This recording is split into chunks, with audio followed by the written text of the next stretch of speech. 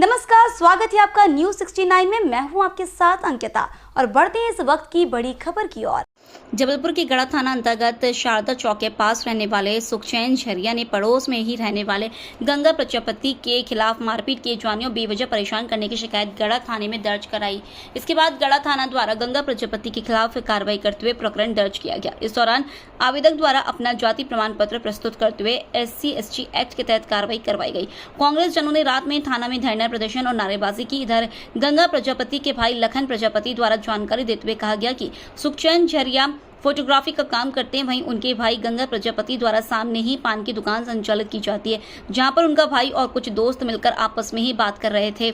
इस दौरान कब और कैसे सुखचैन थाने गया और आखिर किस बात की रिपोर्ट लिखाई, इसकी उन्हें कोई जानकारी नहीं है। उन्होंने पुलिस प्रशासन पर भी बीजेपी के दबाव में कार्रवाई किए जाने की बात कही है। उन्होंने कहा कि यदि किसी के खिलाफ SC/ST एक्ट के तहत कार्रवाई की जाती है तो कम से कम उसे बताया जाता है, न कि डायरेक्ट फिर दर्ज कर ली जाती है।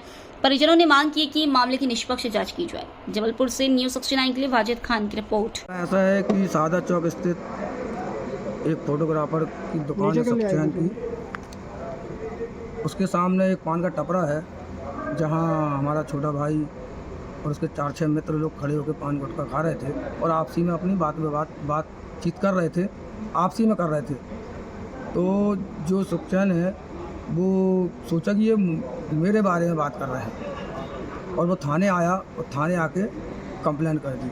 और थाने अगर आता कंप्लेंट करता है तो पुलिस को एप्लीकेशन लेनी थी, पुलिस ने उसकी तुरंत FIR कर दी, हरियाणा एक्ट लगा दिया।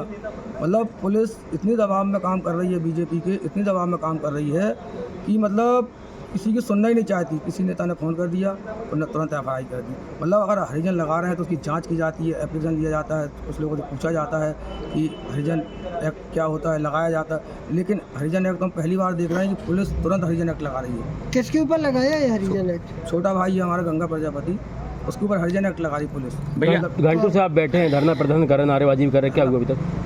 पुलिस के ऊपर इतना दबाव है, मंत्री जी लोगों ने फ़ोन किया, इतना दबाव है पुलिस के ऊपर, पुलिस खुद नहीं बता पा रही कि वो क्या कर रहे हैं। पुलिस अपने आप में इतने दबाव में है कि बता ही नहीं पा रही क्या कर रही है। मतलब सोचिए, एक जो व्यक्ति एक थाने में कोई केस नहीं, कुछ नहीं जी, मतलब पुलिस इतने दबाव में किसी को उठा के सीधे हरिजन एक्ट लगा दे जी। ये क्या संभव है? बिना जांच किए, बिना गवाह किए, बिना स्पॉट पर जाए हुए। मतलब आदमी आया, बीजेपी के नेता लोग आए, आके सीधे FIR लिखाते हैं, तुरंत खड़े में पुलिस। अभी आप लोग की अधिकारियों से बात हुई, क्या उनके द्वारा बोले गए आपसे? अधिकारी TI साहब कुछ बोल ही नहीं पा रहे हैं।